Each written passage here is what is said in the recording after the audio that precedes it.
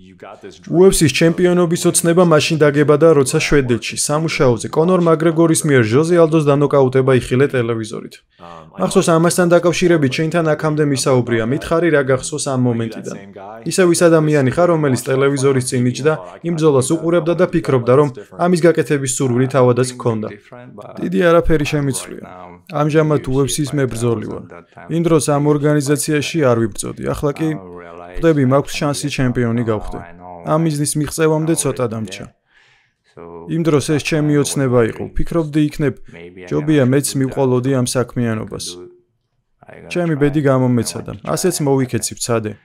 თუ არ გარისკავ ვერასდროს გაიგებ. თითქმის 10 წლის წინ მოხდა.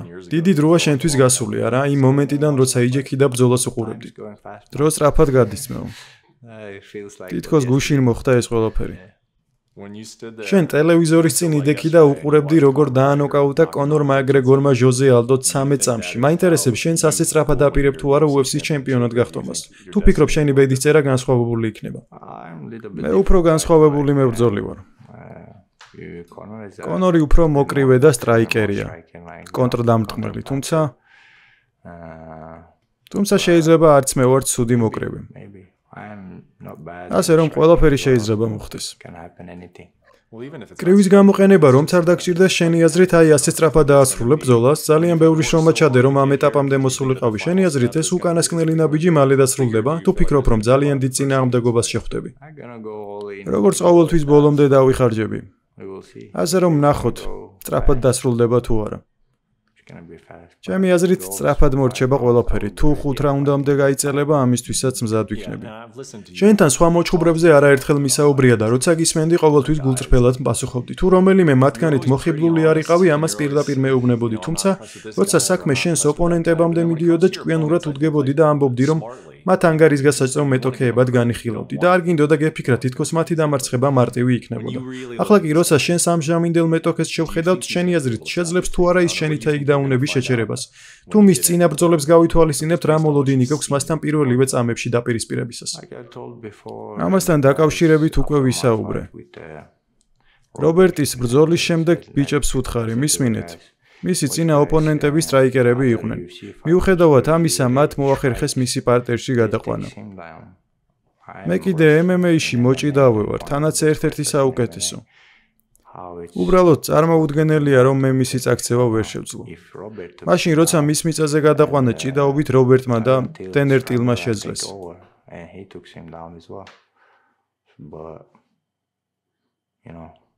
იცი რა, ბიჭებმა იციან თუ რა დონის ჭიდაობა მაქვს MMA-ში.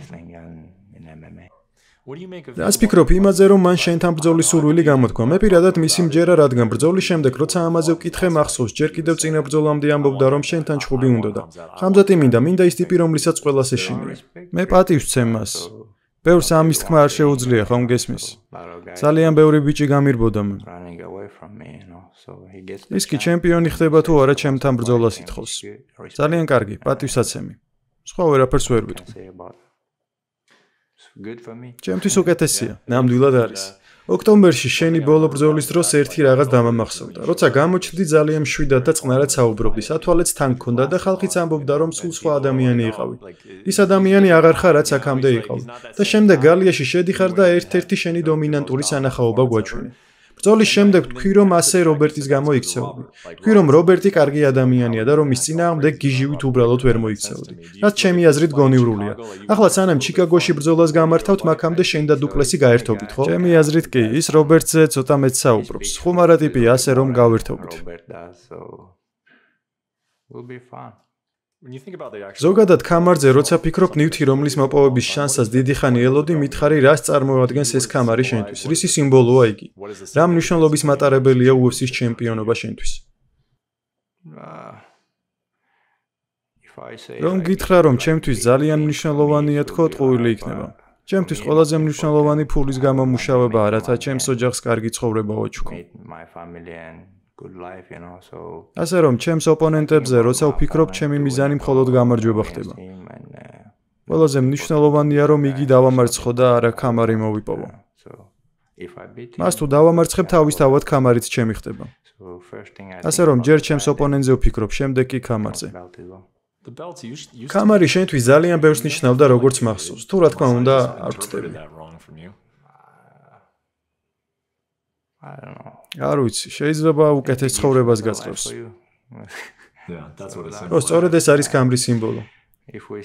თუ ჩვენ ჯონ ჯონს შევხედავთ, რომელსაც ძალიან ბევრი კამარი ჰქონდა, კარიერას როცა დაასრულებს, ის თავის ოჯახთან დარჩება. ეს არის ყველაზე მთავარი, ხომ გესმის?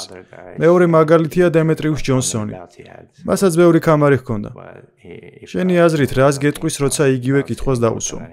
გეტყვის, რომ მისი ოჯახი უფრო მნიშვნელოვანია. ყველაზე მთავარი საჭმლის შემოტანაა და კარგი ცხოვრების ქონა. აი რა არის მნიშვნელოვანი ჩემთვის. შვედეთში როცა ჩამოვედი, შენ მითხარი, რომ სხვა მოჩხვრებისგან ის განგასხვავებდა, რომ თუ ისინი ერთ კამარზე ფიქრობდნენ, შენ სამ კამარზე ფიქრობდნენ. ეს ნათქვამი განსაკუთრებულად ამამახსოვრდა. შენი მენტალიტეტი ახლა განსხვავდება, არა? არა, არაფერი შეცვლილა. მოკლედ, მე ჩემს ახალ მწვრთნელთან ვისაუბრებ, უთხარი, ქვემოთა წონაში ჩასვლაზე, სადაც ჩემი პირველი ორი ჩხუბი გავმართე, თუ არ ვწდები 175-ში. მითხრა, რომ რამდენიმე თვეს მომცემდა და ვწდიდით.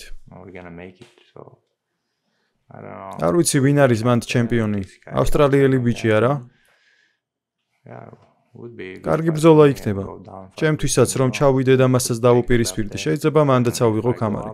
თუ ზევით ავალ, მაშინ ანკალაევი იქნება. რომელიც ალექს პერეირას ეჩხუბება ახლა. ვინც მოიგებს, მასთან ვიჩხუბებდი კამარზე.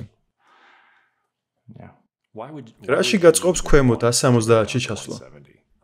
მარტივი არ იქნება, ძალიან რთული იქნება. დიახ, რთული იქნება, მაგრამ თუ ამის გაკეთება შეგიძლია, რატომაც არა. მარტივი არაფერია, წარმატების მიღწევა მარტივი არ არის.